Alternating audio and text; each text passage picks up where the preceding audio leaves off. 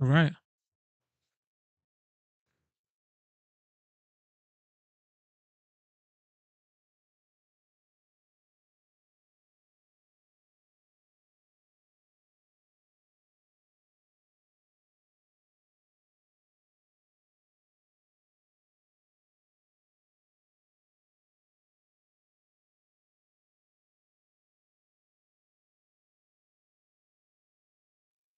All right.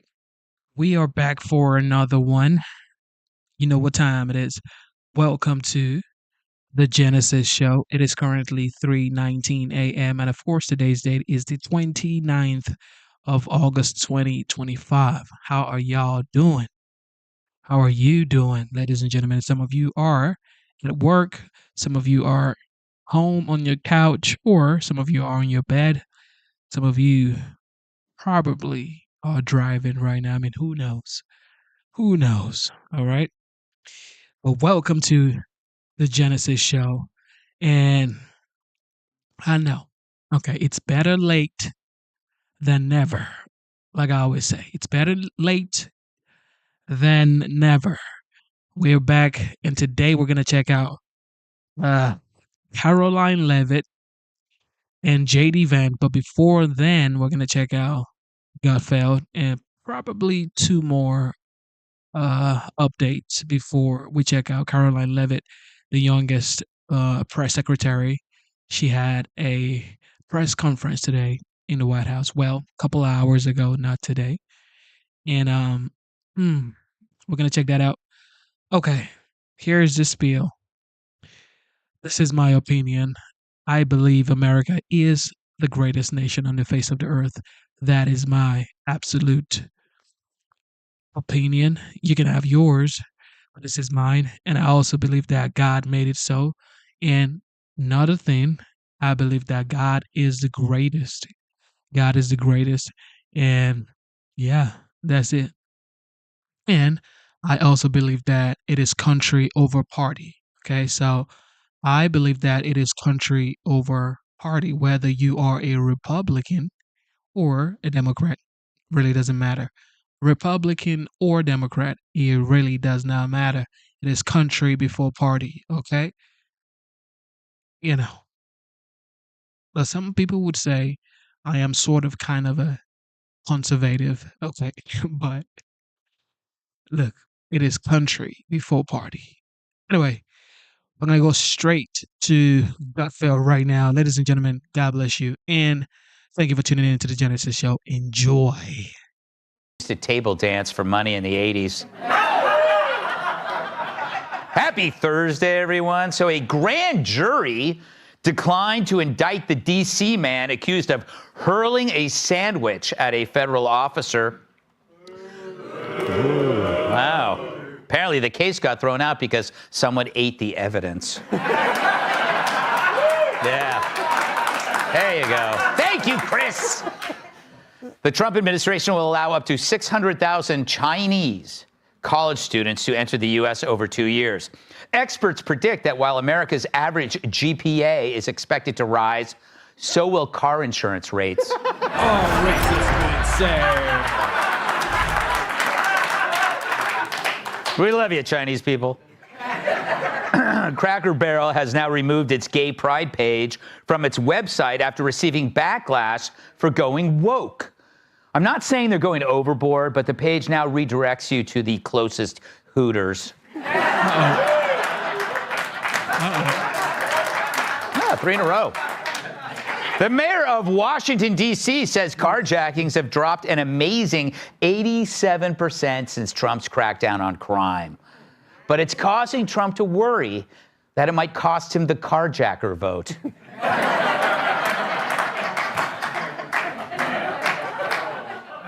Trainers at an aquatic zoo in France have to manually stimulate a whale to prevent him from trying to mate with his mom. I guess they know how Elton John's husband feels.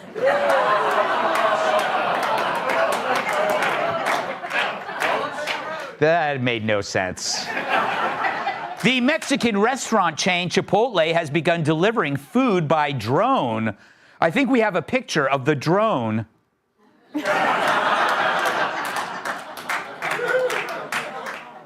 And finally, Amtrak has unveiled a new train that's capable of going over 160 miles per hour, which will slash the time Joe Biden needs to get to his new office. All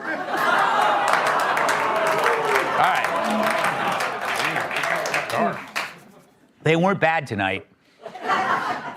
So a judge dismissed a lawsuit from former sorority girls at the University of Wyoming who sued their sorority for admitting a transgender woman, what we call a man.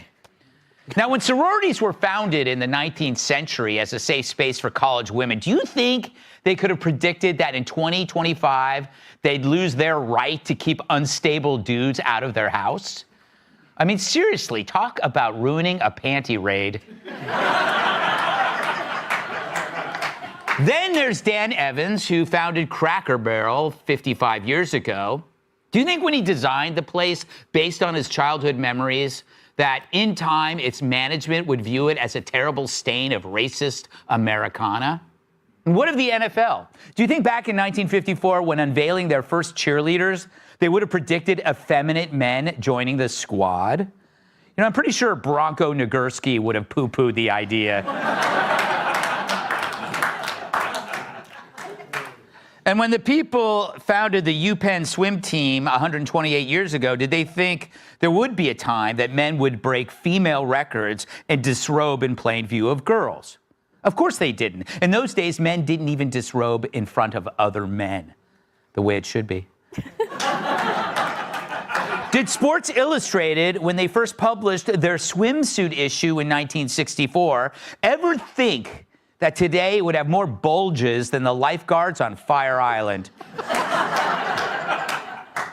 In 1876, did the founders of Budweiser ever think, this would be their spokesperson? I bet even their Clydesdales are still rolling over in their graves.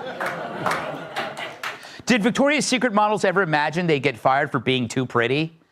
I mean, call me old-fashioned, but you should only fire models for turning 30. I know. You get so old so fast. You're like an avocado. But to some, this is progress. Like hamburgers made out of crickets and TV hosts made of plastic.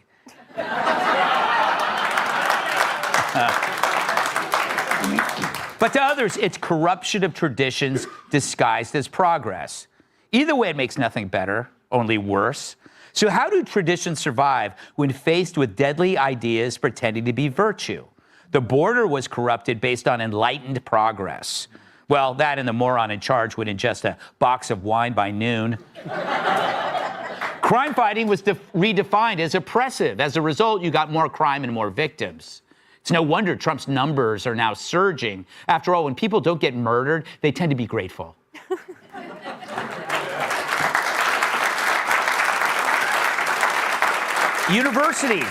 Universities were corrupted. Instead of the search for truth, they became indoctrination factories. Even math became corrupted, where 2 + 2 can equal 22 as long as you hate the Jews. We often think of corruption as financial, but these days they don't steal your wallet as much as your soul. Look at biology. What is a woman went from something a toddler could answer to one a Supreme Court justice can't?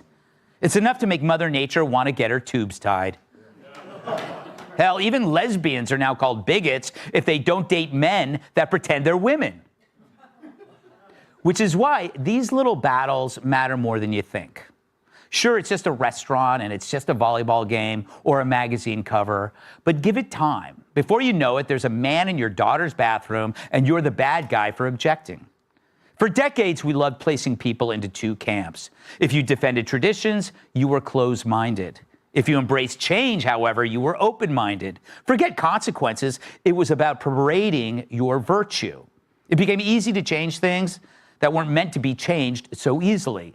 And we entered a world where we must pretend that prancing men on sidelines is progress, obese models were healthy, and drunk housewives egging their sexualized toddler to dance in front of strangers was heroic. instead of what it really was, a cancer that eats away at our values like Joy Behar at a Pop-Tart factory. Which is why you got to be vigilant. These things don't happen overnight, and they don't happen in a vacuum. Which reminds me, I got to order my wife a birthday present. Let's welcome. Yo, this guy right here, man. It was a pleasure to see you. Oh, it was a pleasure to see you. You brighten up my days and evenings, and sometimes the middle of the night when you drop by. You know, this struggle between change and preserving tradition is not a new thing, but it seems like it's new and accelerated now. Yeah, I think it's definitely not a new thing because it's not been changed usually. Yeah. Because people have the wisdom of keeping it. And I'm reminded that you don't get to declare peace. Only your enemy can declare peace. Mm-hmm. And we can sit here and say, well, I don't care about the sign at Cracker Barrel. I don't care if you have dudes on the cheer team for some football team. What matters is the other side. If the other side is using this as a weapon to destroy things, then you have to suddenly sort of care about it. Mm-hmm. Like the words they use. If they want to say illegal, like undocumented migrant, I wouldn't really care about that. Yeah. Except it's wrong in the first place, and the second place, the reason they're pushing it is because they want to change the country so that they can get what they want out of it. And so we sit back and kind of shrug our shoulders and say, it's like, okay, I don't want to get involved in this, then they're going to win. Yeah, and also they are compelling you. Yeah. And I think that's the thing that's there is no opt-out. Yeah, there's no opt-out. You're in or you're evil, Brianna, speaking of evil. I've noticed, though, that a lot of young men and women are somehow returning to basic values. Yeah. I mean, you see things like Jordan Peterson becoming very successful. Is this because they're seeing an erosion of the foundational institutions and they're looking somehow to find something? Yeah, I think young people in particular, especially the younger half of Gen Z, are really tired of American traditions being replaced. Right? Nobody asked for Cracker Barrel to get rid of their Americana aesthetic. Nobody asked for guys to go on the cover of Sports Illustrated. These are top-down impositions that are bothering people. And that's why it's so disturbing, right? Because the rest of America doesn't agree with these things. And instead, we're being lectured to by these corporate elites who have a very, dystopian view of the world that they want to impose on us. And we're staying back and saying, this doesn't work, and we're rejecting that. It's why Cracker Barrel buckled this week. It's why Bud Light buckled. And I think it's why other companies should take a step back before they make any changes. I also think that they are buckling, too, because people are sharing the risk. Yeah. It's now safer to say, I'm done with this, and you're not going to get canceled over it. Kat, is there a tradition that you feel the left has destroyed that should not have been destroyed? Not that I can think of. I think the board cheerleaders are cute. I think but they're designed for you. I think they're cute. Yeah, I think they're cute. I'm not offended by them. I think there's a lot of great American traditions we still have, like dipping pizza in ranch, putting clothes on our dogs, turning to each other in the elevator and saying, I can't believe it's only Tuesday. There's plenty. And I think that what's important to remember, and something that's so important that we maintain, is that regardless of what's going on in the world around us, that we all have the freedom to engage with it as much or as little as we want. That what really matters is what you and your family do and what you've got going on. When I was growing up, we didn't have cable TV. The TV we had didn't work very well. We didn't really care. We read books. I got really into reading. We played outside. So I feel like, rather than get really angry, focus on your family, hug your family, and do the stuff that you want to do. Because that, to me, the traditions should come not from the greater culture, this amorphous thing, but you and your own family and what you think is best. Yeah, I do think that is hard these days because you have so much stuff coming in that you cannot control, Tyrus. It's like nobody wants to get involved in a lot of this crap, but somehow they involve you. You get enlisted in it. Well, I think the confusion is that a group of progressives have used a small minority group to push an agenda. And I don't think it's necessarily an infringement on tradition. I think they're using a group. There have always been trans people in this country. There's always been men who like to dress like women. It's been around for a long time. It's just when they start trying to make it to where there's something wrong with you if you're not accepting of it. And another thing is there's been this great attack on whiteness. Anything that's white is bad, and you need to get rid of it. The problem with that is nobody bothered to tell them that this country is white.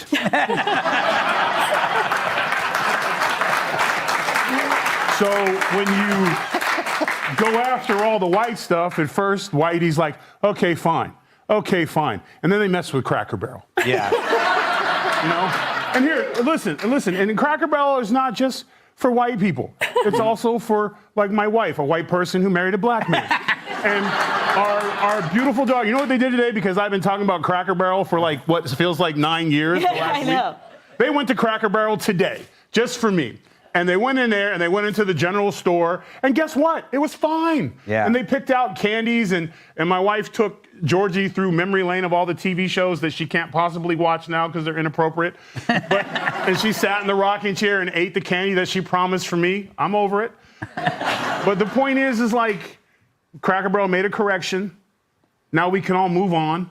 If you want to go to Cracker Barrel and go to their cool store and eat their pancakes, good for you. If not, move on. Just everyone needs to move on. I refuse to move on. Want even more Fox News on YouTube? Become A man said he refuses to move on. I refuse to move on, ladies and gentlemen. I refuse to move on. All right, here we go.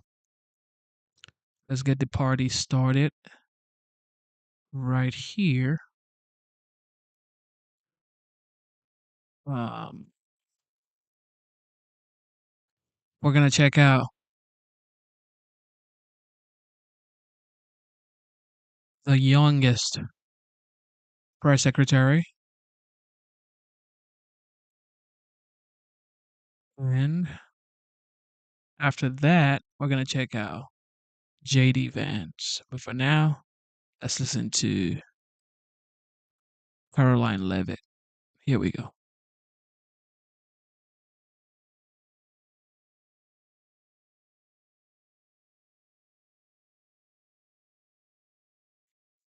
Good to see all of you.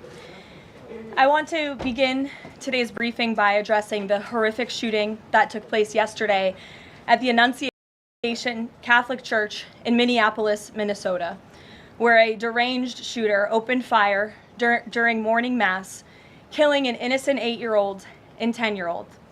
14 other children and 3 adults were also injured during this horrible tragedy. This was the first morning mass of the school year for these beautiful, innocent children, and this sacred religious service was desecrated by an evil monster. We are all eternally grateful to the heroic law enforcement officers and first responders whose courage and swift response aided all of those impacted by this horrible tragedy. As Director Kash Patel confirmed yesterday, the FBI is currently investigating this shooting as an act of domestic terrorism and a hate crime targeting Catholics. President Trump signed a proclamation yesterday following his call with the governor of Minnesota, Tim Walz, acknowledging the victims and their families and directing flags to be flown at half-mast. President Trump and the First Lady encouraged the entire nation to join all of us in praying for the victims and their families as they face unimaginable grief and loss. The White House and the FBI will continue to provide further updates as they become available. I also have a quick scheduling announcement for you today. The President will travel to New York City on September 22nd to address the United Nations General Assembly on Tuesday, September 23rd. On another matter, as Americans make their Labor Day weekend travel plans, they will be able to enjoy 5-year low gas prices thanks to President Trump fully unleashing American energy dominance. President Trump ended Joe Biden's Green New Scam policies and is delivering on his promise to make America affordable again. These savings at the pump are giving everyday American families more room in their budgets at the end of each month, which is the exact opposite of what we saw under the previous administration. And as we commemorate Labor Day this year, we finally have a president who fights and delivers for the American worker every single day. President Trump believes that American workers are the heart and soul of our economy and our national identity, which is why he's championed an agenda that puts them first always. For decades, the hardworking men and women of our country who built the greatest nation in world history were sold out by selfish, greedy, short-sighted globalists who put our country on a path to economic and cultural ruin. They hollowed out our factories and towns and betrayed the American working class by shipping jobs overseas and importing millions of low-wage migrants to replace American workers. Under President Trump, this national disgrace is over. American workers are, once again, being put at the center of national trade policy, and the dignity of American labor is being defended. As a result, President Trump has already brought in nearly $10 trillion in new private and foreign investments so that the top businesses in the world can create high-paying jobs in America and hire American workers to fill them. In fact, since President Trump took office, the economy has added more than 500,000 new jobs to the workforce. In a stark reversal from the Biden administration, all of that job creation has been driven by private sector growth, and all employment gains have gone to native-born Americans. Wages for blue-collar workers are now rising at the fastest rate in the past 60 years. And the average American worker has already seen a $500 wage increase this year alone. Thanks to the largest middle tax cuts ever signed into law by President Trump, with no tax on tips, no tax on overtime, no tax on Social Security, Americans in all 50 states will keep more of their hard-earned money. The average American taxpayer will see a tax cut of nearly $4,000 because of these pro-growth provisions, according to analysis from the Nonpartisan Tax Foundation. In other news, President Trump continues to deliver on his promise to restore law and order to our nation's capital. Since President Trump's intervention, there have been more than 1,283 arrests right here in the District of Columbia. Total crime in D.C. is down 19%, and violent crime is down 30%. Carjackings in the district are down 67%. Homicides are down 57%. Robberies are down 40%. Motor vehicle thefts are down 32%. And assaults with dangerous weapons are down 23%. And property crime is down 18%. These numbers prove the president's bold actions to make D.C. safe and beautiful again are working, just like he said they would. And that's why on Monday, the president took additional action to sign an executive order taking steps to ensure that cashless bail in Washington, D.C. is eliminated. For too long, D.C.'s reckless cashless bail policies have allowed dangerous criminals to be quickly released, which endangers everyone who lives in and visits our wonderful capital. No cash bail has also foolishly forced law enforcement to repeatedly arrest the same offenders over and over again, only for them to be released back into our nation's capital. This is the definition of insanity, and the president is seeking to end it. He also signed a separate executive order addressing the crime emergency in D.C. by instructing the National Park Service to hire additional United States Park Police officers to support public safety, and directing the U.S. Attorney's Office for D.C. to hire additional prosecutors to focus solely on violent and property crimes. So while liberal Democrats across the country continue to double down on their failed soft-on-crime approach, the American people, including local D.C. leadership, business owners, and residents, are rallying behind President Trump's crime crackdown. According to new polling, 81% of Americans say crime is a major problem in large cities across the country. And a clear majority of Americans believe the president's actions are justified and necessary to reduce crime in these cities. Indu Bhatia, who runs a liquor store a half mile from the White House here just down the street, is one of those Americans who are grateful for President Trump's public safety push. Indu recently told the New York Post that her store was robbed so many times that they had to spend exorbitant sums of money on security, jeopardizing her family's financial future.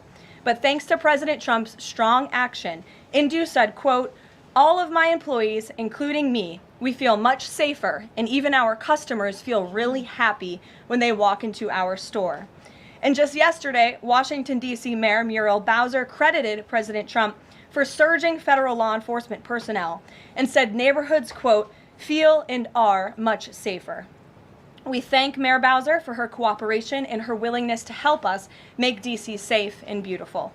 This entire effort has vindicated what President Trump and law and order advocates have been saying for years. And this is our message to Americans in Democrat-run cities nationwide. Decline is a choice. You don't have to live in constant fear of being robbed, raped, or murdered. Your leaders are lying to you, and they have been failing you for decades. The President Trump approach of upholding law and order by letting our brave men and women in blue actually do their jobs to aggressively fight crime works. In just a few weeks, President Trump has done more for DC residents than Democrats did in 50 years. And this can be replicated in other crime-ridden cities across the nation. As President Trump has said, all of these elected officials in charge have to do is pick up the phone and ask for the president and the federal government's help. President Trump doesn't care if they are a Republican or a Democrat leader. He wants Americans to be safe and for every law-abiding American citizen across the country to be able to thrive in their city and in their community. With that, I'll take questions. Here in our new media seat today, we have social media influencer, content creator, Brandon Tatum. Brandon, thank you so much for joining us today. Why don't you kick us off? Well, Caroline, thank you so much for having me. I really appreciate it. And on behalf of everybody that follow me, the millions of people that follow me, I want to say thank you for making the sacrifice and dealing with some of the most disingenuous people on planet Earth at times. I have two questions. The first question is associated with the shooting that occurred the other day. And I want to ask the question of, we know that it's not a gun thing. Any rational person knows it's not a gun thing. We know it's a mental health issue. So I want to know from you, what is President Trump and the White House going to do to address mental health issues around the country associated with these shootings? And the second thing is Chicago. You know, anybody with, and I say, with a connected brainstem knows that Chicago's crime is out of control. And young black men are getting killed, laying dead in the middle of the streets every single day in Chicago. No president has addressed any of these issues. And so what is the White House going to do to address issues in their capacity to deal with the conflict and violence in Chicago? Sure. Well, to your first question about this shooting in Minnesota, right now, the administration is focused on helping the people of Minnesota. It's been less than a day, of course, since this tragedy happened. We have federal law enforcement on the ground assisting local law enforcement. This investigation is ongoing. There's still a lot of facts to understand about these circumstances, and so we're going to continue to do that. As for Chicago and cracking down on crime, it is a priority of this administration to ensure that American cities are safe again, and I'm so glad that you brought up the crime in Chicago, because we've been seeing the governor of Illinois parading out there saying that there's nothing wrong with Chicago. It's a great place to live. There's no crime there. He doesn't need President Trump's help. Well, I think the residents of Chicago beg to differ, and the statistics beg to differ. And I'll just share a few of those statistics with all of you. For 13 consecutive years, Chicago has had the most murders of any U.S. city. This is J.B. Pritzker's legacy, by the way. For 7 consecutive years, Chicago has had the highest murder rate among U.S. cities with more than 1 million people. In 2024, just last year, Chicago's murder rate per capita was 3 times higher than Los Angeles and nearly 5 times higher than New York City. That's more than double the murder rate in Islamabad and nearly 15 times more than Delhi. Out of Chicago's 147,899 reported crimes this year, that's how many crimes have been reported in Chicago since January 1st. There have only been arrests in 16% of them. These numbers are unacceptable. There have been more illegal guns recovered in Chicago than in New York City and Los Angeles combined. The number of reported motor vehicle thefts last year was more than double the number in 2021. And Chicago has also, just like DC, come under scrutiny over discrepancies in its homicide data reporting. So as bad as these numbers are, perhaps they are even worse. And this is Governor Pritzker's legacy. He should put politics aside. He should pick up the phone and call this president, who would be more than happy to do right by law-abiding American residents in the city of Chicago, and we hope that he will. Gabe, and thanks for being here, Brandon. Gabe. Caroline, thank you so much. First on the firing of the CDC director, Sure. Who will replace her? And then also, overnight the White House said that she did not align with the president's agenda. Dr. Menard's attorneys say that she refused to rubber stamp unscientific, reckless directives and fired dedicated health experts. What specifically did she do wrong? Look, what I will say about this individual is that her lawyer's statement made it abundantly clear themselves that she was not aligned with the president's mission to make America healthy again. And the secretary asked her to resign. She said she would, and then she said she wouldn't, so the president fired her, which he has every right to do. It was President Trump who was overwhelmingly reelected on November 5th. This woman has never received a vote in her life, and the president has the authority to fire those who are not aligned with his mission. A new replacement will be announced by either the president or the secretary very soon, and the president and Secretary Kennedy are committed to restoring trust and transparency and credibility to the CDC by ensuring their leadership and their decisions are more public-facing, more accountable, strengthening our public health system, and restoring it to its core mission of protecting Americans from communicable diseases, investing in innovation to prevent, detect, and respond to future threats. That's the mission of the CDC, and we're going to make sure that folks that are in positions of leadership there are aligned with that mission. And briefly on another topic, alligator Alcatraz. Last week, a judge on an environmental concerns lawsuit said that the administration had 60 days to wind down operations there, state officials did. Now, the administration has not been shy in fighting back against what it calls activist judges, but why is it backing down this time? We're not backing down. We've always said that we are going to continue to fight in the court of law for what's right, because we know that what this administration is doing with respect to all policy, but also immigration policy, is above the books, and we're abiding by our nation's immigration laws. And we think it's despicable that an activist judge has inserted themselves in this migrant detention facility to the point where DHS is now having to relocate these illegal immigrants to other detention facilities around the country. That is an unnecessary burden on the Department of Homeland Security and these agents who should be removing these criminals from our community. That's what the American people elected this president to do. So we've always maintained, Gabe, we're going to comply with court orders, but we're also going to fight back on them on the merits of the law. And DHS is in compliance while we disagree with this decision, and we'll continue to fight it in court. Let's go to... Hey, go ahead. Thanks so much. So just following up on the CDC firing. Sure.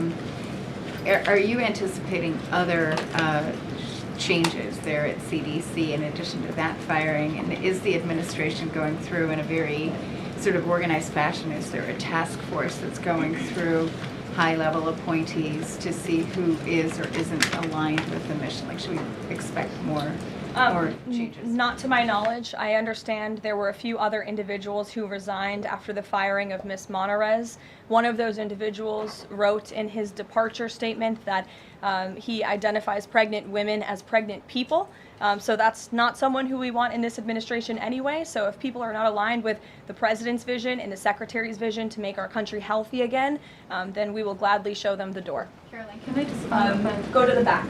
Thank you, Caroline. Go behind you, Andrew. Go ahead. Oh, thank you, Caroline. The military deployment that President Trump has sent to the Caribbean Sea close to the shores with Venezuela is massive. It's much more that is needed to simply counter narcotics operations.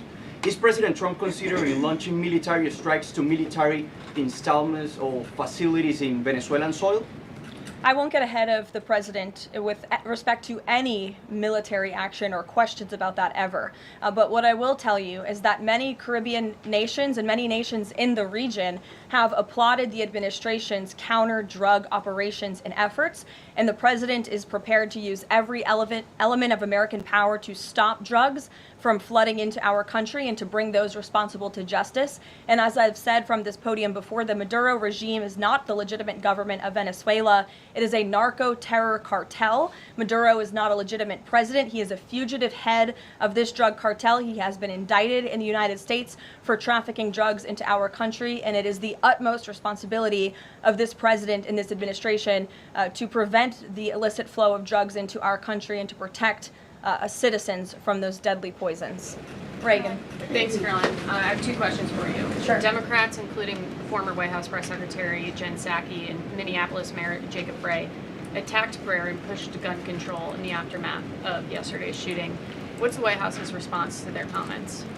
Yes, I saw the comments of my predecessor, Ms. Psaki, and frankly, I think they're incredibly insensitive and disrespectful to the tens of millions of Americans of faith across this country who believe in the power of prayer, who believe that prayer works, and who believe that in a time of mourning like this, when beautiful young children were killed while praying in a church, it's utterly disrespectful to deride the power of prayer in this country, and it's disrespectful to the millions of Americans of faith. And I would encourage Ms. Psaki to pray for these families themselves who need it right now more than ever. My second question for you is that there have been media outlets who have glazed over the fact that the shooter was confused in their gender identity. Does the administration believe that this element needs to be investigated in the shooting? All of the elements are being investigated in the shooting, absolutely. Which is why part of the reason the FBI director came out and immediately confirmed that facet of the investigation. John. Thanks a lot, Carolyn. Two questions on two separate issues. First of all, the drone and missile strikes that took place overnight in Ukraine. General Keith Kellogg, the president's special envoy, has described these attacks as egregious. Do you agree with that description, and do you view President Putin as an impediment to getting peace between these two countries? Well, it's not about if I agree, it's about what the president thinks, and I know what the president thinks because I talked to him about this. He was not happy about this news, but he was also not surprised. These are two countries that have been at war for a very long time. Russia launched this attack on Kyiv, and likewise, Ukraine recently dealt a blow to Russia's oil refineries. They have taken out, as a matter of fact, 20% of Russia's oil refinery capacity over the course of their attacks throughout the month of August. So the president is continuing to watch this intently, and this killing, unfortunately, will continue as long as the war continues, which is why the president wants it to end. And that's why he's worked harder than anyone to end this war, which would have never started if he were president. But perhaps both sides of this war are not ready to end it themselves. The president wants it to end, but the leaders of these two countries need it to end and want it to end, must want it to end as well. And I think the president will make some additional statements on this later. My second question has to do with, Carrie. I just had one more, if I may. It has to do with the president's intention to remove Lisa Cook as a member of the Federal Reserve Board. He is going or acting upon allegations that have been made by Trump administration official Bill Pulte. These are just allegations. She hasn't been convicted yet of any crime. Is the administration opposed to allowing Ms. Cook to have due process, to challenge what has been alleged against her? I believe she is challenging it. I believe she just filed a lawsuit today, and Mr. Pulte has deferred those allegations over to the Department of Justice to investigate them.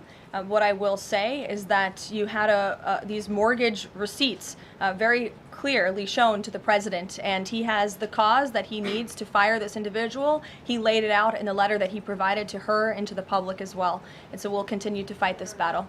Carrie. Hi, Caroline. So the president just announced that he wants to have a convention right before the midterms next year. The DNC has countered that they too want to have a convention right before the midterms as well.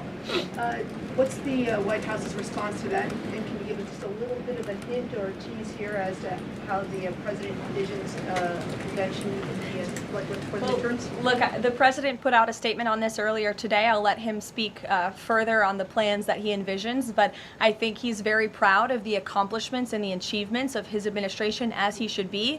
The most secure border in United States history, a crackdown on crime here in our nation's capital, an attack or a reversal of the attack on our energy industry from the previous administration. As I just pointed out to you, gas prices today, this Labor Day, are the lowest they've been since Labor Day in 2020. Our economy is bringing in trillions of dollars in revenue from all over the world again. So there's so much for Republicans and for the president and for Americans across the country to be proud of, and I think the president wants to see that celebrated. But for any further details on this as they come, we'll provide you with them.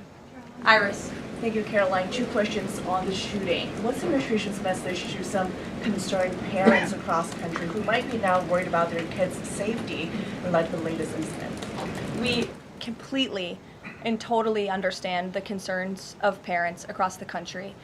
This tragedy it's heartbreaking. As a parent myself, there are no words to describe just the heartbreak that these families must be enduring, which is why the president and the first lady have encouraged everyone to continue to pray for these families and these victims. And it's why this administration is focused on removing public safety threats from our communities. And in fact, I can share with all of you that last night in Washington, D.C., when arrests were being made, there was an arrest of a juvenile right here in D.C. in Ward 7 for threats to kidnap and injure, receiving stolen property, possession of a large capacity feeding device, unlawful possession of firearms and ammunition. A search warrant was executed, 7 firearms were recovered, and the juvenile was arrested after an investigation was initiated based on social media posts allegedly threatening violence towards a school. So this was a juvenile who was a risk to not just himself, but the community here in Washington, and he was removed from the community last night because of the law enforcement efforts of this administration. And I would also point to the statement of our wonderful First Lady that she released yesterday. She wrote, "The tragic mass killing in Minnesota illuminates the need for preemptive intervention in identifying school shooters. Early warning signs are often evident, with many individuals exhibiting concerning behaviors and making violent threats online prior to their actions. We encourage all Americans, as the old saying goes, if you see something, say something. If you see warning signs or threats, report it to law enforcement." This administration, federal law enforcement, will take those reports and those threats seriously. They will be treated as a law enforcement emergency, and we will act accordingly. And on the First Lady's statement, would the administration consider ramping up resources on these fronts to parents and schools across the country to help them look into these signs and prevent more tragedies? It's a very fair question, Iris. As for any potential future policy decisions or funding questions, it's just been over 24 hours since this tragedy occurred. Right now, we're focused on the FBI and their investigation and uncovering all the facts, and we'll leave those very important policy discussions to another day. Thank you, Caroline. Go ahead. Megan. I had a question about the Lisa Cook lawsuit that you mentioned. Does the president plan to wait until that lawsuit is resolved to appoint her replacement? I will leave that to the president to make that decision in that announcement himself. Brian. Thank you, Caroline. 2 questions. Bouncing off the CDC situation with CDC. I'm curious if administration officials are pushing back on the president's agenda, privately, publicly, however, should they fear to lose their jobs going forward? Look, I think if you're doing your job well, and if you are executing on the vision and the promises that the president made to the public who elected him back to this office, then you should have no fear about your job. Just do your job. That's what this president wants to see. He wants to see people solving problems. He wants to see the people who have the privilege of serving the American taxpayer and the federal government abiding by the wishes of the American taxpayers who overwhelmingly reelected him in this cabinet to make America great again, or in this case, make America healthy again. On the Intel deal, where the U.S. got a stake in that company, there's 2 things I want to ask about that. The first is, what did the U.S. get back in return for that deal? And the second thing is, what are the future plans for giving any form of money to another company? It could be through the CHIPS Act, like this deal, or some other form of funds. What are the plans there by this White House administration? Well, look, as you know, Brian, very well, because you cover it often, the Intel deal is still being ironed out by the Department of Commerce. The T's are still being crossed, the I's are still being dotted. It's very much still under discussion. But the president's thinking, I can share with you, is certainly to ensure that the United States government is making our country wealthy again and is benefiting from some of these deals. And it's a creative solution. I know it's outside the box thinking, which is uncommon in this city, but it's something that he proposed and something that the Secretary of Commerce is working on putting into action. Mary. Thanks, Caroline. I have a couple questions on the shooting yesterday. The first one, this is the second shooting involving a trans-identifying shooter who specifically targeted Christians and Catholic kids. What kind of consequences do the gender-affirming therapists, doctors, or even the parents of these shooters face after these types of shootings? Well, as for the parents and potential therapists in this case, again, all of that is still currently being investigated by the FBI. I know the Secretary of Health and Human Services this morning said that HHS is investigating perhaps links between some of these drugs and these prescription drugs that some of these minors may be taking and an increase in violence. And obviously we have mental health problems in this country that this administration and Secretary Kennedy will continue to speak out about in the work that we're doing to solve it. Thank you. And just to follow up, I've seen a lot of calls for action, among these lawmakers saying that we shouldn't just be praying. One that I've seen on the right, actually, is calls for the FBI to institute a new class of domestic terrorism that involves trans ideology. Is that something that the administration would support? I would have to check with the appropriate people on that. Caroline. Daniel. Thank you, Caroline. We saw some new revised economic data come out today showing the U.S. economy grew at a 3.3% clip, largely buoyed by a surge in capex. What's the White House reaction to this, and is this sort of the president's vision beginning to come to life after the Big Beautiful Bill was passed in July? Yes, I mean, look, we did say that once the Big Beautiful Bill was signed into law, we're going to see the effects of this massive pro-growth piece of legislation. As I laid out for you as we head into the Labor Day weekend, there's many positive economic indicators that the American people can be hopeful about. But don't forget, we are reversing 4 years of reckless spending from the previous administration, of slamming regulations down the throats of American business owners and consumers across the country. But the administration is working very hard to unravel all of that and to ensure that small business owners and workers are thriving and that they have more money in their own pockets to spend. Thank you. Thanks so much, Caroline. Back on the CDC, there was reporting that some of the initial problems between RFK and the CDC director stemmed from miscommunications or differences on vaccine policy. So I wonder if you could just say whether or not the president believes that the COVID vaccine should be available to and covered by insurance for all Americans, regardless of age and pre-existing conditions. What I will tell you is that the FDA recently revoked the emergency use authorizations for 3 COVID vaccinations while simultaneously greenlighting 4 new COVID-19 vaccines with 2025 and 2026 formulas. The reason for the revocation of that emergency use authorization is because obviously the COVID pandemic and the public health emergency is over. But just to correct the record, because there's been a lot of misinformation on this, the FDA's decision does not affect the availability of COVID vaccines for Americans who want them. We believe in individual choice. That's a promise both the president and the secretary have made, and it's a promise they have now delivered on. Question, if I could, Caroline. Second question, if I could. Sorry. I wonder if you could answer why the president hasn't acknowledged the shooting at CDC headquarters that took place earlier in August, where a police officer was killed, and it was reported that the motivation for the shooting was somebody who was really unhappy with the effects of the COVID vaccine. We absolutely were very much aware of that shooting. The Secretary of Health and Human Services put out a statement immediately. He was in touch with the CDC, and he actually traveled to Georgia to assess the situation and to mourn with the people who work in that building there. So. Caroline. Go ahead. With respect to Labor Day, one of the most underrepresented groups right now are police officers. 30,000 police officers short in America right now. To Brandon's question, 1,300 short in Chicago, 3,000 short in New York, 500 short here in Washington, D.C. What can the White House, what can the president do to help recruitment of police officers? You've done well with the military and Border Patrol. What can be done to get more police officers on the streets of America?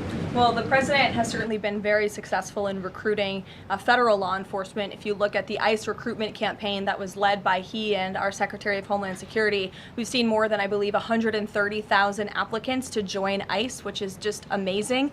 There's more applicants now than there are jobs to fill, and we're very grateful for that. Clearly, Americans want to serve their communities. They just need a leader who encourages them to do so. So maybe Governor Pritzker should spend less time demonizing the police, more time trying to recruit more police, and more time trying to call the President of the United States to get crime in his city under control. The President wants to allow law enforcement, whether it's state, local, federal, to do their jobs, to arrest criminals, to put them behind bars, and to remove public safety threats from American communities. He'll continue to do that. Thank you, guys.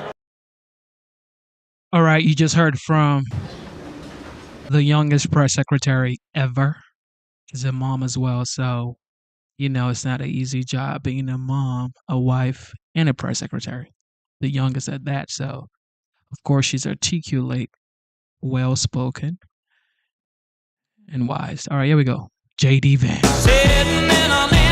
JD coming in hot. He's coming in hot, ladies and gentlemen. Could this be the next president of the United States in 2028? Everybody let me know in the chat. Do you think JD Vance will be the next president of the United States? Probably not JD Vance, or Marco Rubio, or Ron DeSantis, or who knows, Tulsi Gabbard.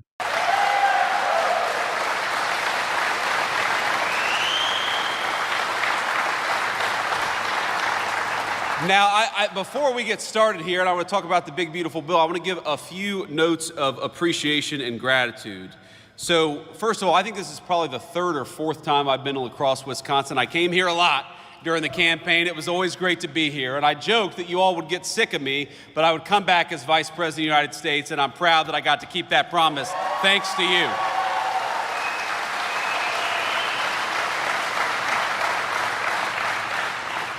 So I want to thank Paul Bagnevsky. Paul, thank you so much. I got it A minus maybe on that pronunciation. He is the president and CEO of this incredible facility. We're so thankful to be here.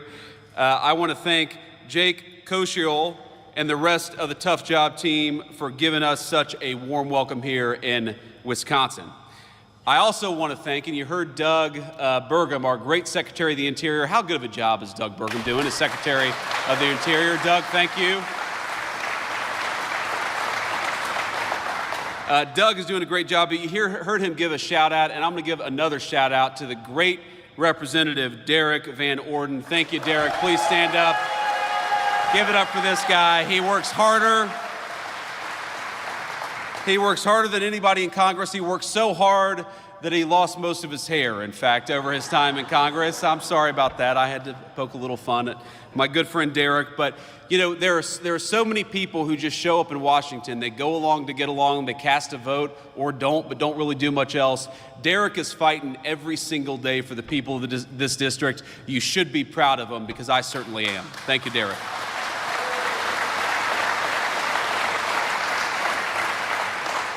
And I guess we've got the senior class from Luther High School. Where are all the Luther High School students? Where are you all at? Thank you all. Now, have you all started school yet, or are you playing hooky today? You have? Okay, good. Well, I'm glad the Vice President coming to town got you guys out of school a little bit. But let's talk about the future, because these kids are the future. We want to make sure that they have a prosperous American future to grow up in. And let me take you back a little bit to where I grew up in Middletown, Ohio, southwestern Ohio, where my papaw, and the reason I love the welders in particular, is my papaw for 42 years was a union welder at a place called Armco Steel. And when I was growing up, Armco Steel had shed about 80% of the workforce that it had employed when my papaw was working there during its heyday. And unfortunately, it was one of the lucky ones, because a lot of the steel mills lost about 80% of their workforce. A lot of the steel mills didn't exist at all. And I think that what happened is that for those of us who grew up in those factory towns, we were so used to seeing those proud, big, beautiful factories, seeing the night sky lit up with that furnace. We were proud of what our parents and our grandparents made every single day. And of course, they were proud to earn the kind of a job that enabled them to provide us a good life. And what happened? Thanks to a generation of failed politicians and stupid decisions, those factories closed down one by one by one. And many of those proud towns that made us who we are, ladies and gentlemen, those proud towns became ghost towns. Well, not anymore. What the President of the United States was elected on a promise to do was to bring back American manufacturing, to bring back American craftsmanship, and that is exactly what President Donald Trump is doing every single day in Washington.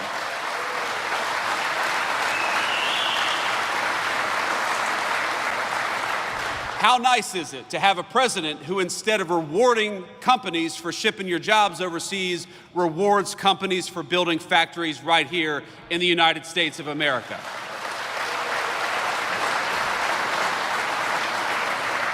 How nice is it to have a president of the United States who, instead of raising your taxes, is cutting your taxes by historic margins every single day, as we just did? For years, American leaders would ask you to work overtime, would ask you to spend even more time away from your family, and every hour that you spent at the job, they would reach further and further into your pocket. How nice is it to have a president of the United States who cut taxes on overtime, because we believe that if you spend an extra hour at work, the government ought to keep its hands the hell out of your pocket. Is that right?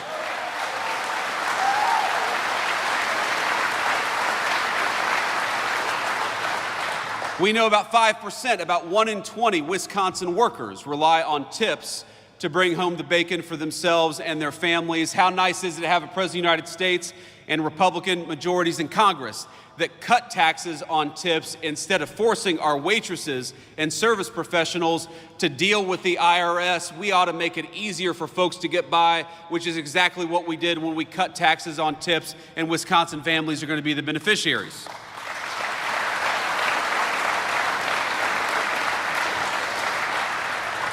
What the Working Families Tax Cuts did is very simple, ladies and gentlemen. It let you keep more money in your pocket. It rewarded you for building a business or working at a business right here in the United States of America. It makes it easy for you to take home more of your hard-earned pay, and it makes it easier. If you're an American manufacturer or an American business, it makes it easier for you to build your facility or expand your facility right here in the United States of America.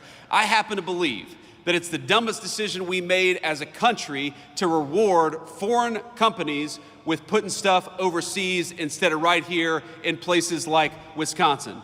Well, now we have a different president with a different attitude. If you're building in the United States of America, if you're working in the United States of America, if you're trying to earn a decent living right here at home, we are going to fight for you every single day. But if you build crap overseas and try to undercut the wages of American workers, you're going to pay a big fat tariff before you bring it back in to the United States of America.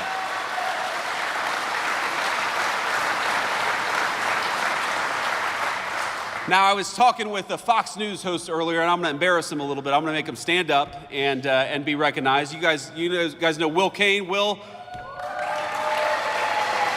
a lot of us watch his show. He's doing a good job. You know, what I told Will earlier is that all these problems are interconnected. Why is it that we allowed these Mexican drug cartels to bring this poisonous fentanyl into our communities?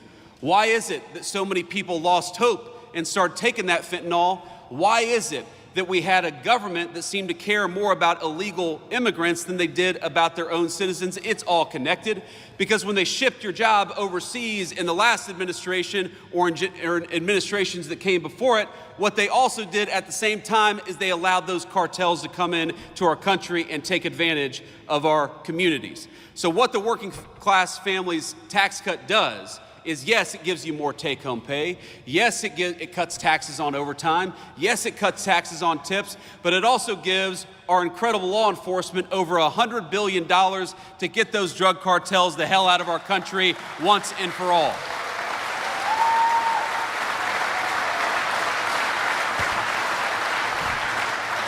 It's very simple.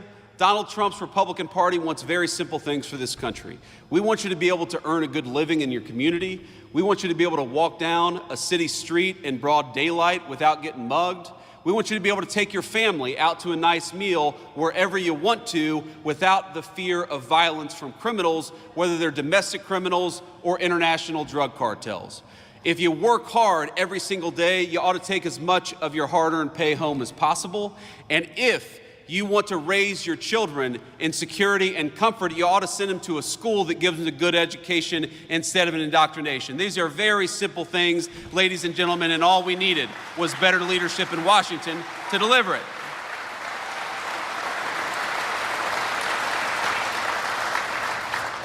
Now, Representative Van Orden will tell you this, but if you didn't know, that it turned out that we didn't get a single Democrat vote for cutting taxes on tips, cutting taxes on overtime, or increasing the child tax credit. Not a single Democrat in the House or the Senate could actually deign to vote for giving you more of your hard-earned money. And we got to ask ourselves why that is, because as much as I am proud of what we've accomplished, it would honestly be a little bit easier, wouldn't it, Derek, if the Democrats actually worked with us instead of fighting us every single step of the way. And you're going to see this. We're a little early for campaign season, but in a couple months or maybe about a year, you're going to start seeing television advertisements. And you're going to start seeing Democrats lying about what's in these working families tax cuts. And I'm going to tell you exactly what they're going to say. They're going to tell you that this bill, which gives you more of your hard-earned money, that they opposed it, not because they want to raise your taxes, and they do, but because they're worried about your health care. They are so worried about your health care, in fact, that they want to give more and more of your health care to illegal immigrants. And that's exactly why they voted against this bill. I know we have this beautiful high school class back there. And I'll give you, just from a vice president to the high school seniors, I'll give you guys just a little bit of relationship advice from a man who's been happily married for 11 years. Find yourself somebody who loves you as much as national Democrats love giving health care benefits to illegal aliens. That's my advice for you. Because it is, as far as I can tell,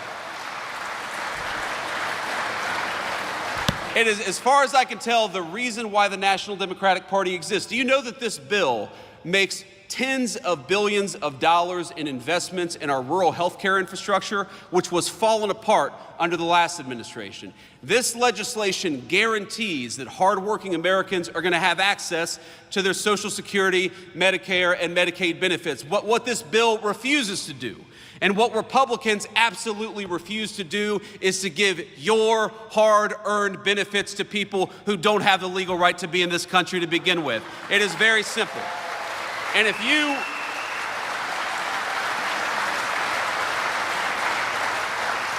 if you want to protect the people's benefits, if you want to protect rural health care, if you want to make sure that whether you live in a big city or a small town, you have the ability to go and see a doctor, and that is exactly what we want to do, then the first thing you ought to be doing is making sure that the people who get federal health care benefits actually have the right to be in this country in the first place. That is the first and most important step.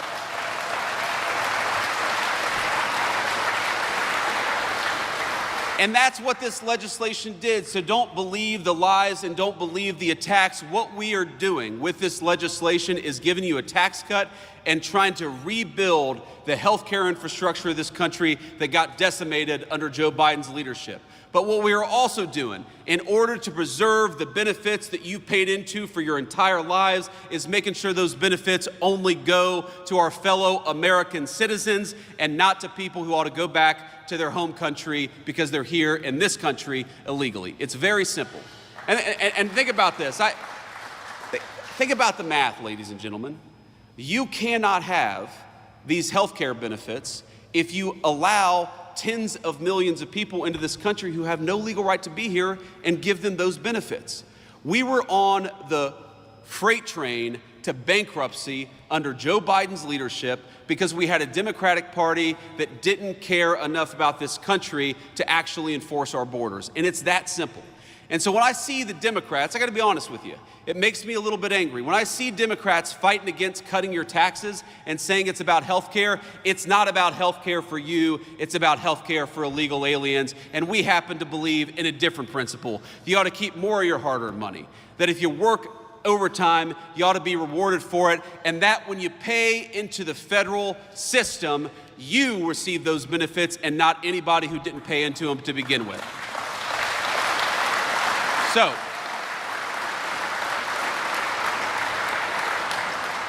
let me say just a couple more things and then I'll hit the road, but maybe I'll take some questions. Should we take some questions from the fake news, ladies and gentlemen? Would that be fun? Okay, we can do that too, but we'll try to focus on the local Wisconsin reporters first because I know that they're not fake news, right? We got good local reporters here in Wisconsin?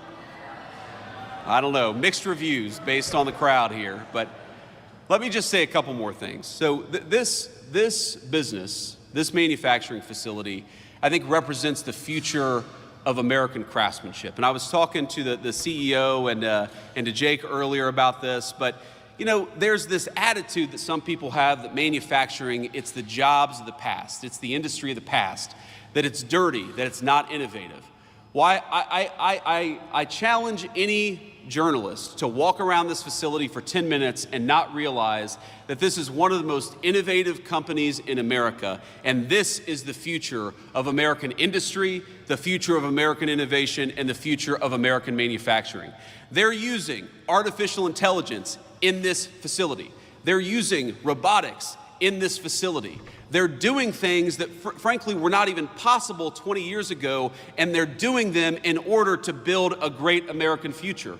We are practically a stone's throw away from a beautiful new bridge, a bridge that is being built with American-made steel from this manufacturing facility because we have great American craftsmen right here in Wisconsin, and we ought to fight for them.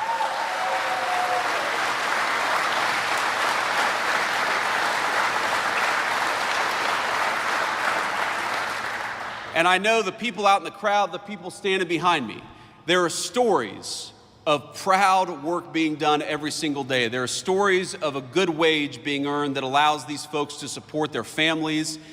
There's stories of products that exist in the United States of America that we need, that we absolutely rely on, that are made right here with American workers and American hands. That makes me so proud to be your vice president, to get to stand here, to get to see a little bit of it, to take a little tour, to recognize that the American future that our children deserve, that the American future that our children rely on is going to be built by and for American workers, and you guys are the proudest American workers in that tradition. So God bless you, and thank you.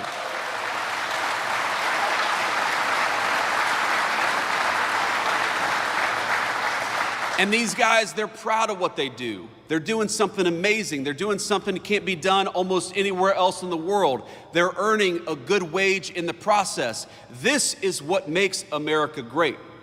And I love my papa. I said he was a union welder for 42 years. He was a proud man. He was a hardworking man. But my papa, before he died, he used to tell me that, he didn't know that American manufacturing was going to be as strong in the future as it was in his time. And again, I love my papa, but I think that's the wrong attitude. American manufacturing must be as strong in the future, or America's future will not exist without it. Do you think that our kids are going to have a future if we rely on foreign countries to make everything that we need? Do you think we're going to have a future if the pharmaceuticals that we put into the bodies of our children are made by a foreign adversary? Do you think we have a future if we can't even drive over a bridge without asking permission from some foreign country? That is no way to build a future. The way to build a future is with American workers, and I'm proud that in Wisconsin, that's exactly what we're doing. So God bless you all.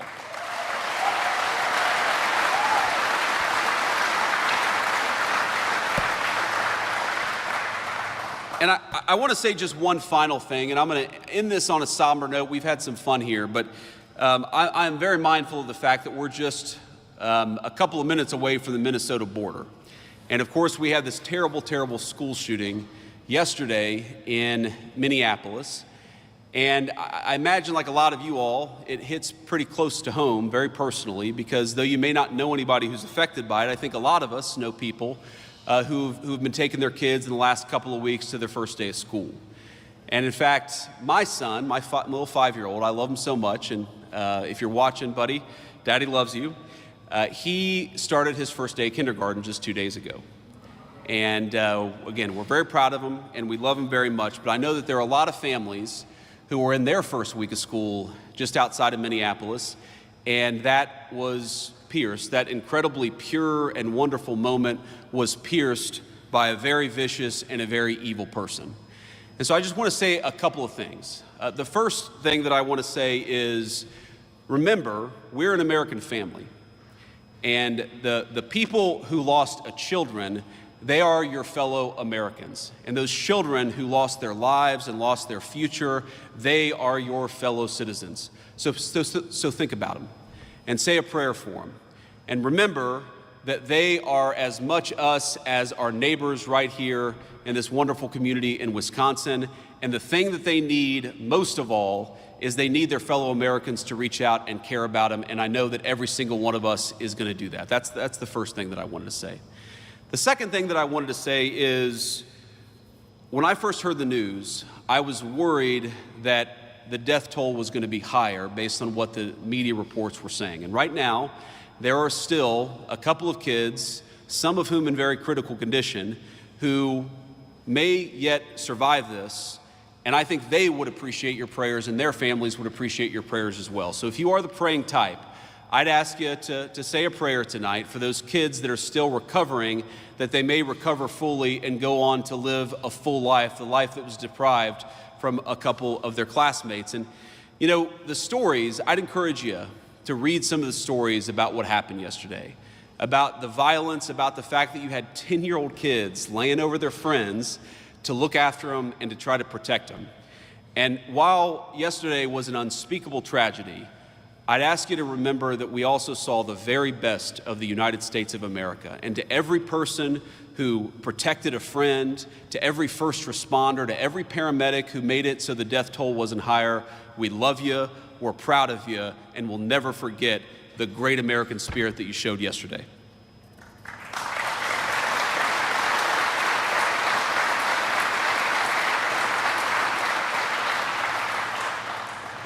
And on that note, there's going to be time for politics, and there's going to be a time to figure out how to prevent this stuff from happening, how to make these shootings less common in our country. And I'm not going to speak about that now, but I would encourage you, the First Lady, Melania, who really has a very big heart for children, obviously as a mother herself, she put out a statement earlier today that I think is really worth taking a look at, because this happens too much in our country. And if you look, we really do have, I think, a mental health crisis in the United States of America. We take way more psychiatric medication than any other nation on earth, and I think it's time for us to start asking some very hard questions about the root causes of this violence. And I'm going to be part of that, and the First Lady and the President are going to be part of that, but that's going to be an American conversation that we're going to have together. But before we have that conversation, if you are the praying type, I would ask you to join me in prayer. I'm just going to say a prayer for the two little kids who lost their lives yesterday. And this is a prayer we say a lot in my church, and I've always found it very meaningful. It's very short. But eternal rest grant unto them, O Lord, and let perpetual light shine upon them. May the souls of all the faithful departed, through the mercy of God, rest in peace. Amen. Thank you all.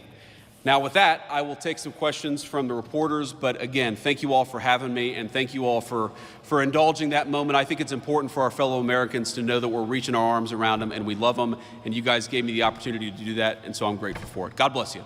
Questions?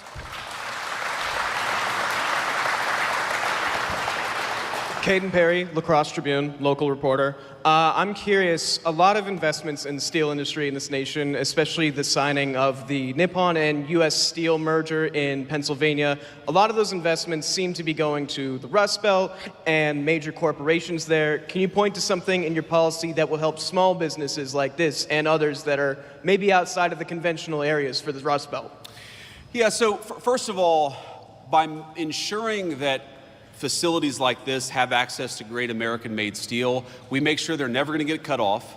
And I talked to the CEO about this earlier. We make sure that they're always going to have the supplies necessary to do the business that they need to do. And that's a very important thing, because as we learned during the COVID pandemic, when you rely on foreign countries to make your critical supply, sometimes those foreign countries don't work. You can't depend on them. We can depend on our fellow Americans, and that's why it's so important, big corporation and small, to bring this stuff back to the United States. But you ask, what is going to help this small business? Well, first of all, the workers here, when they work an overtime shift, are not going to have to pay taxes on those overtime hours. That's going to help the workers and consequently the business right here in this facility. But also, you heard Secretary Burgum talk about this earlier. When a plant like this makes a big investment, we want to make that pay in the tax code. We don't want to penalize them for investing in American workers and American production. And the working families tax cut, you know what it does? It completely accelerates depreciation, so that when they make a big investment, when they buy a big amount, when they buy a big new facility or they buy a big new piece of equipment, they can immediately benefit from that in the tax code. And it's such a reversal from what we've had in this country for 40, 50 years, where we would penalize companies in the tax code for building and making in the United States of America. Under President Trump's leadership, we're rewarding companies in the tax code for building and making right here at home. Next question. Good afternoon. Charles Benson with TMJ4 out of Milwaukee. As you know, the president this week signed an executive order around the National Guard. And so I'm curious if you can give us some more detail on that, wanting the National Guard members to be available for rapid mobilization and establish a quick reaction force.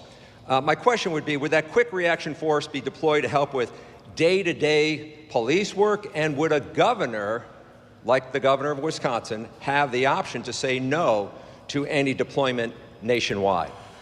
Well, let me say a few things about this. First of all, the principle at stake here is very simple. Americans ought to feel safe on American streets.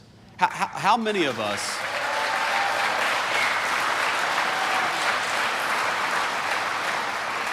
How many of us have crossed to the other side of the street because there's a person on the street corner yelling and screaming at our kids or at our family? How many people have felt scared to walk down the street of an American neighborhood in daylight or at night because those streets are considered no-go zones? How ridiculous is it that we ever let there be no-go zones on streets paid for by American taxpayers? You bought those streets, you ought to be able to enjoy them as American citizens. It's very, very simple. So that is the principle at stake here. And in Washington, D.C., let's step back a little bit. Washington, D.C. got to a point where it was having a murder more than every other day. The national capital of the most powerful nation in the history of the world had a murder every other day, carjackings, armed robberies that rival literal third world countries. And the President of the United States said, this is America's city and enough is enough, and he deployed the National Guard to fix it. Now, that was the right decision at the time. But I don't know how anybody can look at the results over the last 14 days and say anything other than thank God Donald Trump did what he did. Because armed robberies, carjackings, murders are down between 40 to 90%. Even the very Democratic mayor of D.C. said yesterday that she was grateful for the additional police presence because it made it possible for people, Americans, black, white, rich, and poor, to enjoy the nation's capital again. And that's what I want. I mean, all of you, Washington, D.C. is your town. You literally built it with your tax dollars. You should be able to come and go to one of these beautiful museums or see one of these incredible monuments without fear that you're going to get mugged. And that's what we have changed in just a short period of time. And you asked the Wisconsin-specific question. What the president has said is that, very simply, we want governors and mayors to ask for the help. The President of the United States is not going out there forcing this on anybody, though we do think that we have the legal right to clean up America's streets if we want to. But what the President has said is very simply is, why don't you invite us in? Is Milwaukee a super safe city right now? It's had some crime problems. It's a beautiful city. There are a lot of beautiful, incredible, hardworking people who live there, but let's be honest, Milwaukee has had some crime problems. So have other parts of our community. Chicago, I know we're not too far from Chicago. Chicago's had a lot of crime problems. Why is it that you have mayors and governors who are angrier about Donald Trump offering to help them than they are about the fact that their own residents are being carjacked and murdered in the streets? It doesn't make an ounce of sense. And the last...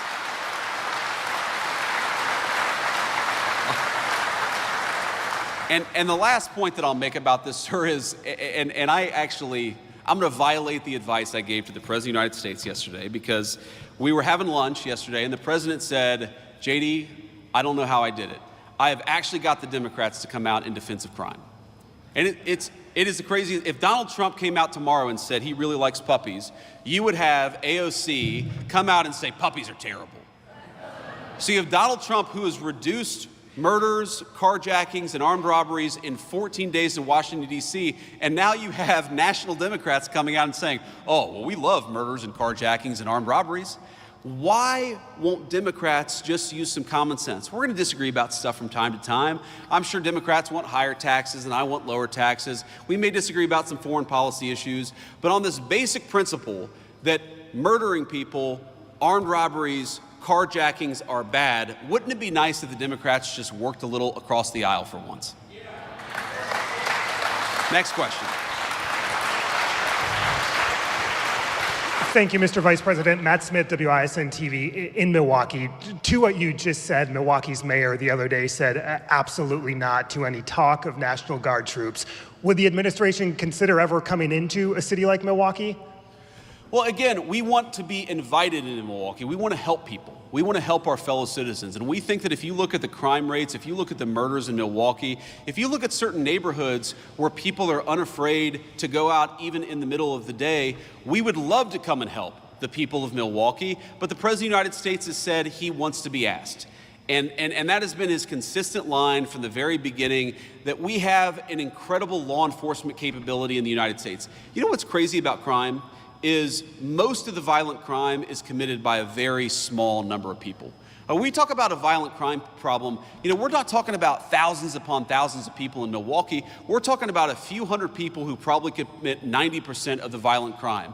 We would love to come in and help lock up those violent criminals. I hope the mayor of Milwaukee gets some common sense and actually fights for her residents for a change, or his residents for a change, because we would love to actually help cut down on the crime in this community. Thank you.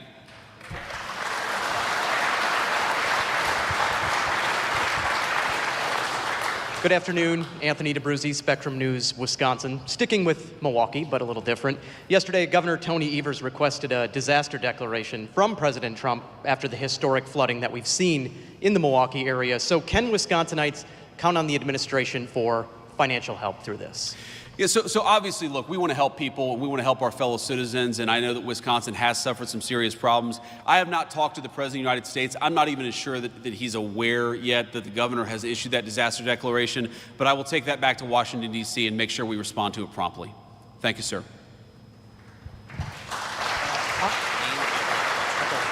Hi, Mr. Vice President. Daniel Gomez, WEAU in Eau Claire, Wisconsin. So I see that you've been touring around the country, visiting congressional battleground districts. No different here, Wisconsin's third. You're here also garnering up some support for Derek Van Orden. So my question here is, can we expect you again next year when we actually get to the midterm elections? And will you also address other issues in Wisconsin's third district, which include agriculture, childcare, healthcare, and all these other things that impact rural, hardworking, working class Wisconsinites here? Of course. Well, do you all want to have me back next year? Is that okay? All right. Look, so long as the people of the 3rd District will have me, yes, I will keep on coming back and keep on talking about the issues that matter.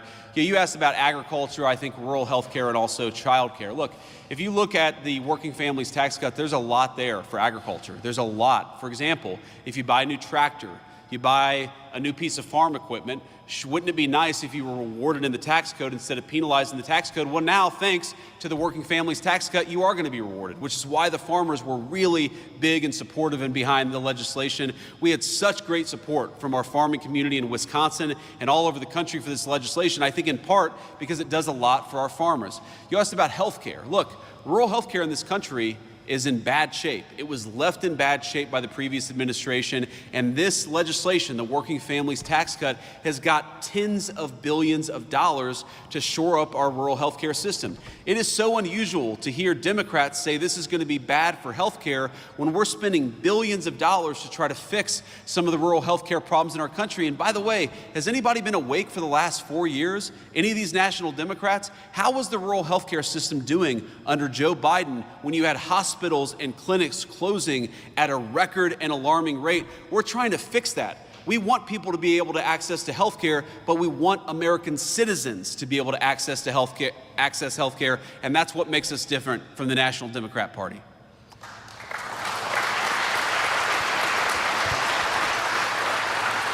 And I'll take maybe a couple more questions, then we're going to hit the road. Hi, thank you so much for taking questions from us. My name is Laura Schulte. I'm a reporter with the Milwaukee Journal-Sentinel. You've talked a little bit, about the disaster declaration, but I'm wondering, how long will Milwaukee have to wait for a disaster declaration from President Trump? Well, if I understood the question correctly, and this is the first time that I'm hearing about it, we got the request from the governor yesterday. Is that right? Okay, so I mean, it's very possible that request has not even made it to the president's desk. I mean, these things sometimes take more than 12 hours before they get to the president's desk. So what I can promise you is now that I'm aware of it, we're going to take a look at it. We're going to make sure that it gets the review that it requires. And look, we love Wisconsin. We love all of our American citizens. People are struggling. We recognize that, and we want to figure out ways to help them. Thank you.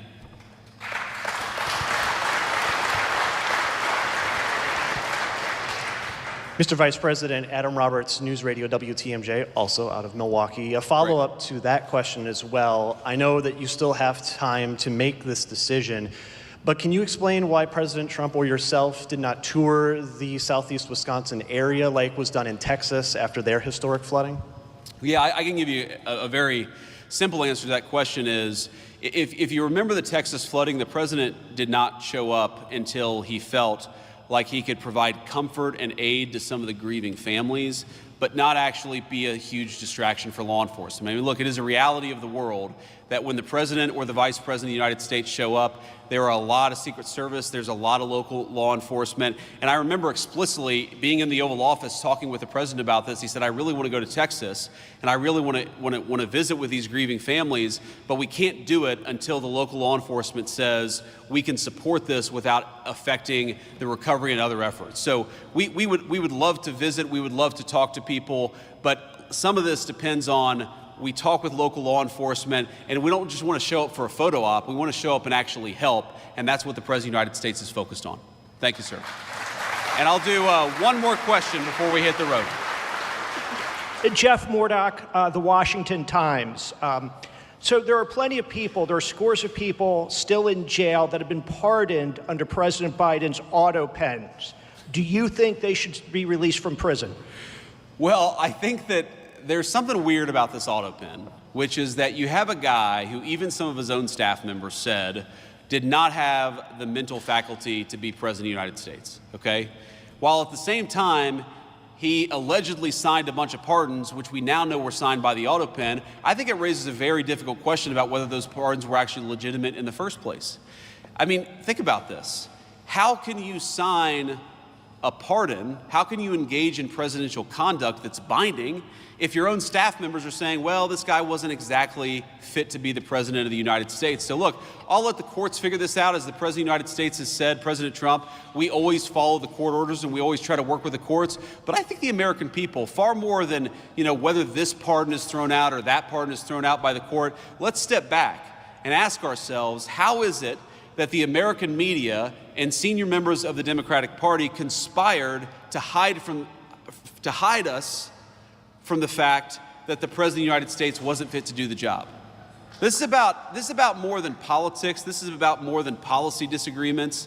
This is about if you get a phone call at 3 a.m. and there's a national security emergency, does the person who's answering the phone have the mental ability to do the job?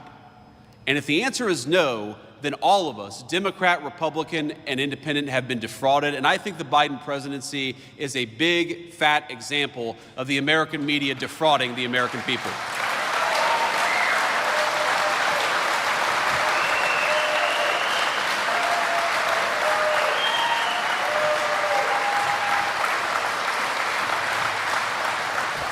So on that note, I just want to thank you all again for having us, and just remember, we are every single day in Washington, D.C., we are fighting for you.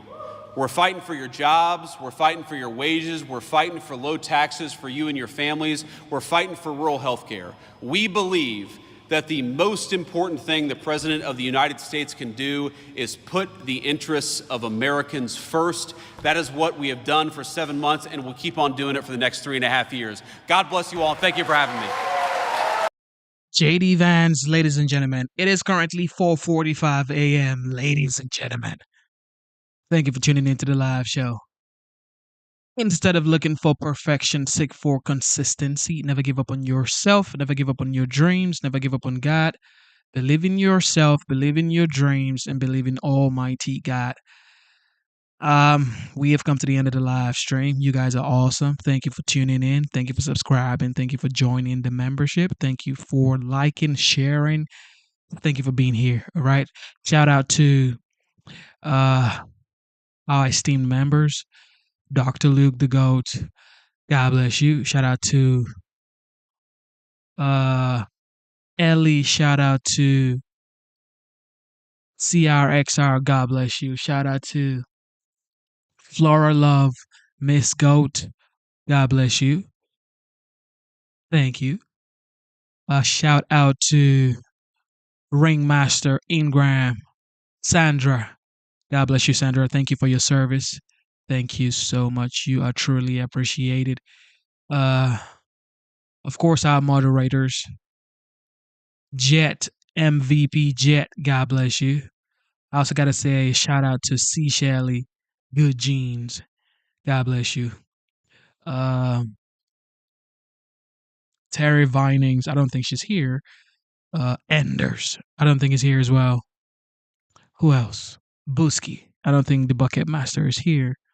But Of course, we started late. We started around 3:10 a.m. So I get it. But like I always say, it's better late than never. So I showed up.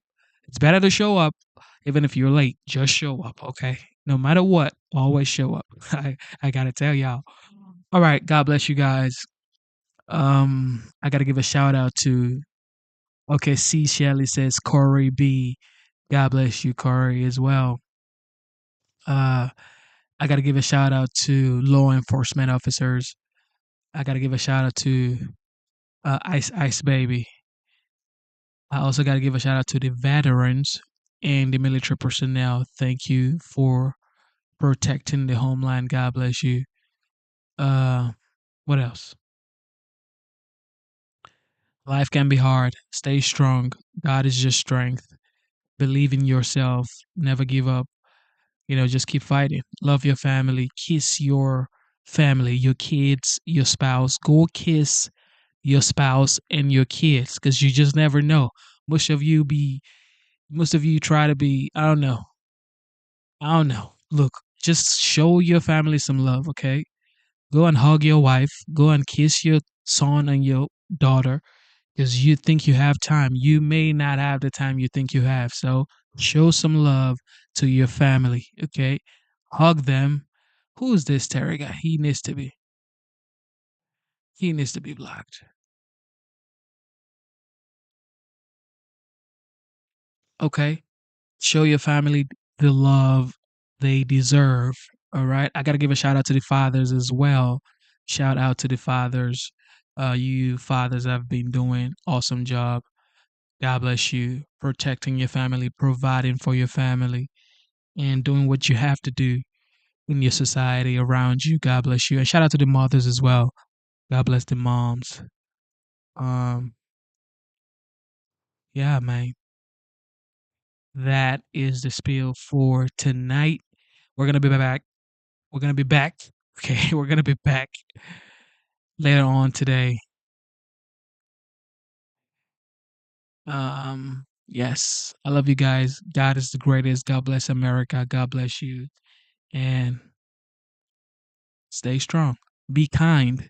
Be nice to people. People are going through so much up here. You see, what happened, and you saw what happened in Minneapolis, and look across the United States. A lot of people are going through so much up here. So be nice, okay? Be nice. Be nice to people. Be kind. Be kind to people. All right. And stay united, like C. Shelley just put in the chat right now. Stay united.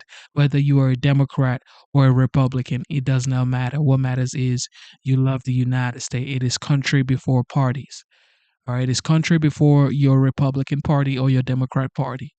It is country before party. Don't forget that. Okay. All right. It is 4:50 a.m. And of course, today's date is the 29th of August 2025. I have to take my 5-year-old daughter to tennis class by 9 a.m. Dear Lord Jesus. I'm telling you, I'm having fun though. I'm having fun with it. God is my strength. Love you guys. Be safe out there. God is the greatest. God bless America. See you soon.